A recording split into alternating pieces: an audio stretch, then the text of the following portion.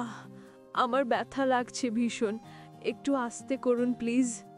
আস্তেই তো করছি। আমার এটার চাপ নিতে না পারলে বিয়ে করেছো কেন? বিয়ে করার আগে কি আমি জানতাম নাকি আপনি এসব করবেন? উফ, ফেটে যাচ্ছে। এই অশিক্ষিত খ্যাত মেয়ে, একদম চুপ করে আদর খাও, একদম চিৎকার করবে না। বাসর ঘরে নববধূ রূপে সেজেগুজে বসে আছে অধরা, নিজের স্বামীর প্রতীক্ষায়। এমন করে বসে থেকে যেন এক অদ্ভুত তৃপ্তি মেলে প্রতিটা নারীর। নির্দিষ্ট সময়ের পর বাসর ঘরে প্রবেশ করতেই নতুন বউকে দেখে চোখ মুখ কুঁচকে উঠল অয়নের। অধরার দিকে যেন একবারের পর দুবার তাকাতে ইচ্ছে হলো না তার। আর হবেই বা কেমন করে? একটা গেঁয়ো অশিক্ষিত খ্যাত মেয়েকে কি নিজের বুকে ঠাঁই দেয়া যায় নাকি? নাকি এই খ্যাত মেয়ের দিকে মুগ্ধ দৃষ্টিতে তাকানো যায়? অয়ন নিজের অনিচ্ছায় বিয়েটা করতে বাধ্য হয়।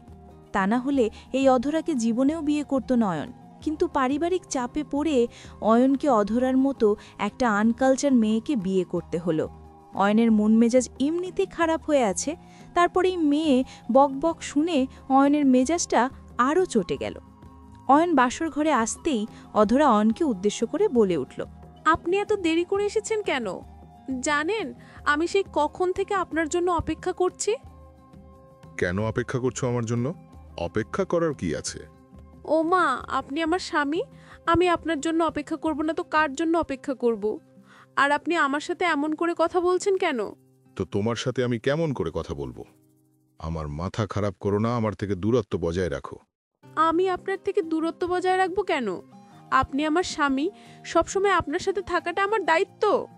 এত দায়িত্ব পালন তোমাকে করতে হবে না। তাছাড়া আমি কখনো তোমাকে নিজের স্ত্রী হিসেবে মানতে পারবো না। কথাটা মাথায় ঢুকিয়ে নাও। আমাকে আপনার স্ত্রী হিসেবে না মানার পেছনে কারণ কি? দেখুন, আমি কি আপনাকে জোর করে বিয়ে করেছি? আপনি কেন আমাকে নিজের স্ত্রী হিসেবে মানবেন না? অধরার কথাগুলোতে অয়ন চরম বিরক্ত হয়। অয়ন বাসর ঘরে প্রবেশ করতেই অধরাকে বারণ করে দিয়েছে যে তার সাথে যেন বেশি কথা না বলে। কিন্তু তাতেও কোনো লাভ হলো না। অধরা নিজের মতো করে বকবক করতেই থাকল। এই ব্যাপারটা মোটেও অয়নের কাছে ভালো ঠেকল না। অয়ন অধরাকে উদ্দেশ্য করে ভারী কণ্ঠে বলল, আমার কথাটা হয়তো কানে যায়নি তোমার, আমি তোমাকে চুপ করতে বলেছি। আমার সাথে তর্ক করবে না তুমি। আচ্ছা ঠিক আছে, কিন্তু আপনি একবার আমায় বলুন, আমাকে আপনার পছন্দ হয়েছে? তাহলেই আমি চুপ হয়ে যাব। সত্যি বলছি। এমন একটা মাথা ব্যথা আমার কপালে জুটল। আমার সাথে আপনার কথা বলতে না ইচ্ছা করলেও আপনি বলতে বাধ্য হবেন, তাই না? আচ্ছা ঠিক আছে, তুমি এখন চুপ হয়ে যাও, আমাকে আমার মতো করে থাকতে দাও প্লিজ। দিব না থাকতে। আপনি আমার সাথে ভালো করে কথা বলুন, তা না হলে আপনাকে আমি শান্তিতে থাকতে দিব না। অধরার জেদ ধরা দেখে অয়ন চুপসে গেল। এই মেয়েটা যেই পরিমাণে কথা বলছে, এর কথা যদি আর এমন করেই চলতে থাকে তবে অয়নের পাগল হয়ে যেতে হবে। অয়ন নিজের মাথাকে ঠিক রাখতে গিয়ে অধরাকে উদ্দেশ্য করে শান্ত গলায় বলল, আচ্ছা ঠিক আছে, আমি তোমাকে নিজের স্ত্রী হিসেবে মেনে নিয়েছি, এবার তো শান্ত থাকবে তুমি। না, এবার আমি শান্ত থাকতে পারবো না। আপনি আমাকে নিজের স্ত্রী হিসেবে স্বীকার করেছেন যখন, তখন আমার পাশে এসে বসুন। অধরা, তুমি খুব বেশি হয়ে যাচ্ছে কিন্তু, এবার আমার রাগ উঠে গেলে কিন্তু। আপনি বসবেন নাকি আমি আবার শুরু করব? আচ্ছা বসছি আমি। কথাই কথাই এমন করে ব্ল্যাকমেল করো কেন? আমার এসব একদম পছন্দ না। অয়ন কথাটা বলতে বলতে অধরার পাশে গিয়ে বসল। অয়ন অধরার পাশে গিয়ে বসতেই অধরা অয়নকে আলতো করে জড়িয়ে ধরল। অধরা অয়নের বুকের উপর নিজের মাথাটা রেখে চোখ বন্ধ করে থাকল। অধরার এমন আচরণ করার কারণে অয়ন খানিক চমকে গেল। অধরা যদি এমন করে আচরণ অয়নের সাথে করতে থাকে তবে তো অয়ন নিজেও অধরার প্রেমে পড়ে যাবে। অয়ন নিজের মাথাটা ঠান্ডা করার চেষ্টা করে অধরাকে উদ্দেশ্য করে বলল, অধরা, কি করছো তুমি?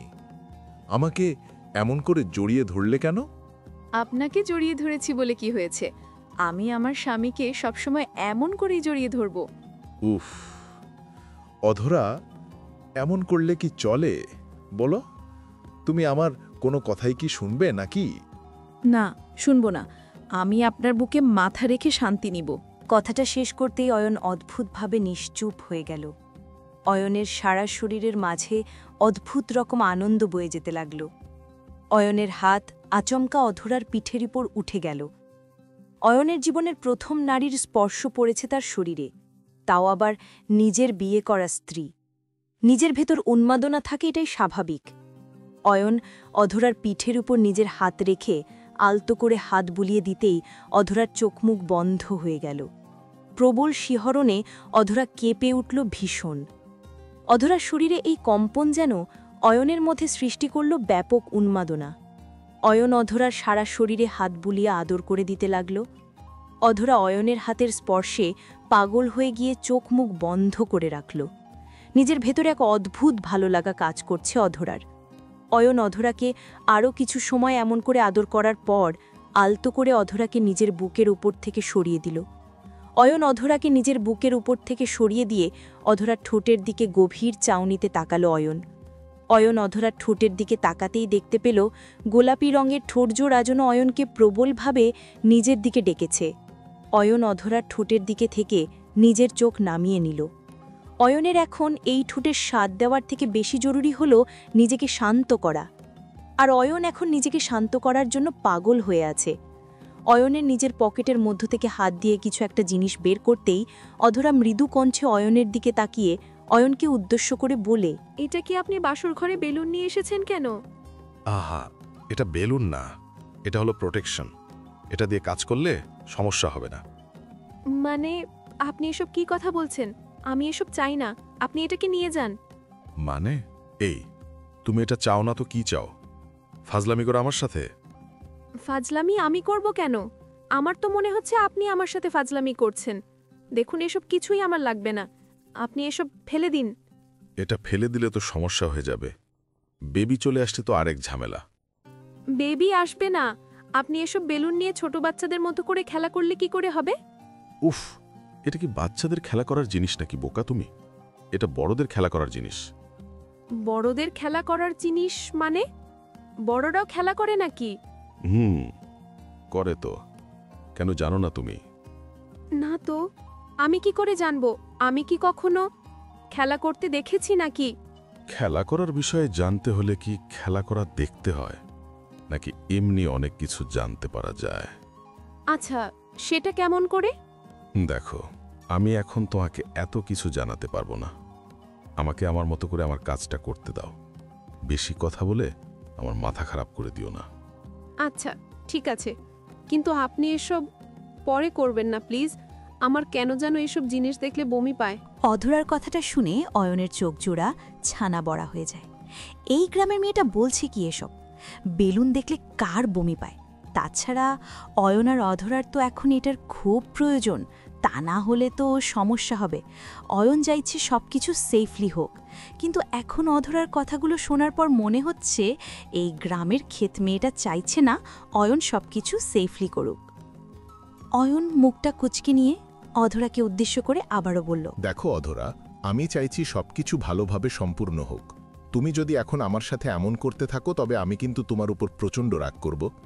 আমি বুঝতে পারছি না আমার কি করা উচিত, কিন্তু সত্যি বলছি আমার এসব মোটেও পছন্দ হচ্ছে না। পছন্দ হোক বা না হোক তোমাকে এটা নিতে হবে। ব্যাস, আমার মাথা এমনিতেই গরম হয়ে আছে, আর গরম করিও না। অয়ন নিজের কথাটা শেষ করতেই অধরাকে খানিক জোর করে চোখ করিয়ে দিল। অধরা বকবক করাগুলো অয়ন কোনোভাবেই শুনতে রাজি নয়। অয়ন অধরাকে বিছানায় শুইয়ে দিয়ে অধরার বুকের ওপর উঠে বসল। অধরা বোকার মতো করে অয়নের কাজগুলো দেখে চলেছে। কোনো কথাই যেন অধরা অয়নকে বলতে পারছে না। অয়ন অধরার বুকের ওপর নিজের ঠোঁট জোড়া ছুঁয়ে দিয়ে আদর করে দিতে লাগল। অয়নের ঠোঁটের এই স্পর্শগুলো অধরার ভালো লাগছে, কিন্তু অধরা বুঝতে পারছে না অয়ন তার সাথে আসলে কি করতে চাইছে। অয়নের আদরগুলো একটু একটু করে গভীর হতে লাগল। অয়ন অধরাকে আর অপেক্ষা করালো না।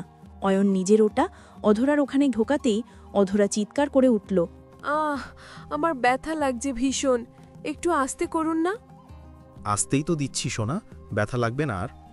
উফ, আপনি বলছেন ব্যথা লাগবে না, কিন্তু আমার ওখানটা তো ফেটে যাচ্ছে, আমি আর সহ্য করতে পারছি না। এখানে সহ্য না করার কি আছে? তুমি একটু শান্ত হয়ে সুখ নাও। প্রথম প্রথম তো তাই একটু ব্যথা লাগছে, আর একটু পর সব ঠিক হয়ে যাবে। কিচ্ছু ঠিক হবে না, আমার খুব ব্যথা লাগছে। আপনার ওটা খুব মোটা, আমার অনেক কষ্ট হচ্ছে। আচ্ছা ঠিক আছে, ওয়েট, আমি একটু তেল লাগিয়ে নিই, তারপর চেষ্টা করছি। ব্যথা লাগবে না তোমার।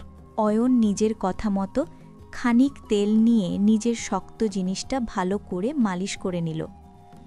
অয়ন নিজের ওটাতে মালিশ করার পর আবারও অধরার ওখানে লাগিয়ে আলতো করে চাপ দিয়ে দিয়ে ভিতরে ঢুকাতে চেষ্টা করল, কিন্তু এবারও যেন কোনো লাভ হচ্ছে না। বারবার অধরা ব্যথায় কোকিয়ে উঠছে আর ভিতরে ঢুকছে না। অয়ন এবার খানিক বিরক্ত হয়ে গেল। এমন করে যদি বারবার চেষ্টা করেও লাভ না হয় তবে কি করে সব হবে? অয়ন রেগে গিয়ে সজোরে একটা চাপ দিতেই অধরা খানিক শব্দ করে চিৎকার করে উঠল। অধরা চিৎকার শব্দ শুনে অয়ন অধরা মুখ চেপে ধরল। অয়ন অধরার মুখ চেপে ধরে অধরাকে উদ্দেশ্য করে বলতে লাগল, কি করছো কি তুমি? এমন করে চিৎকার কেউ করে?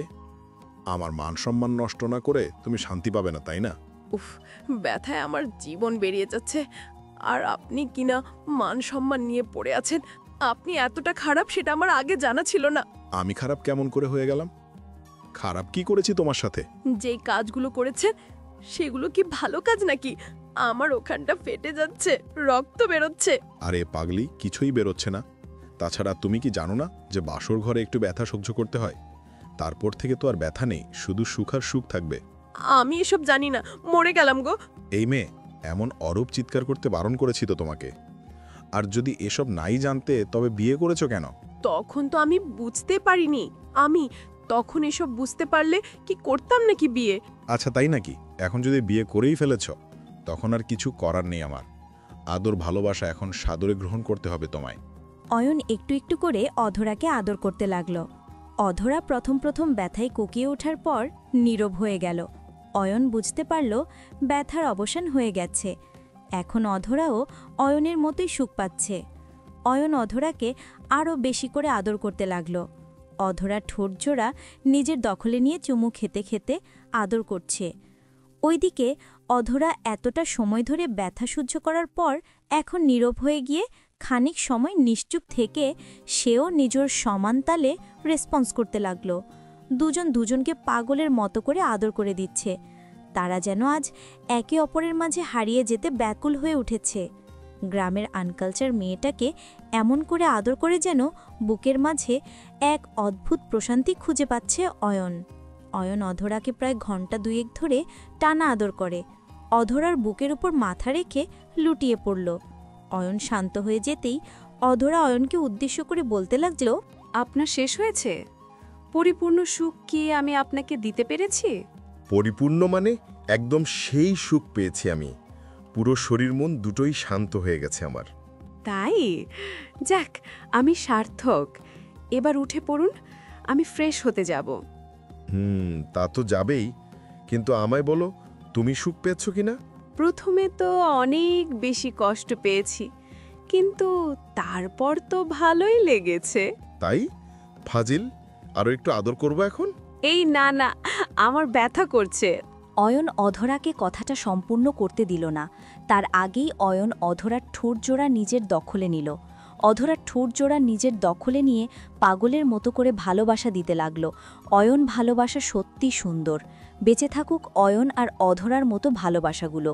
গল্পটি কেমন লেগেছে সেটি অবশ্যই কমেন্ট করে জানাবেন। নিয়মিত রোমান্টিক ভালোবাসার গল্প শুনতে আমাদের চ্যানেলটি সাবস্ক্রাইব করে আমাদের সাথেই থাকবেন। ধন্যবাদ সবাইকে।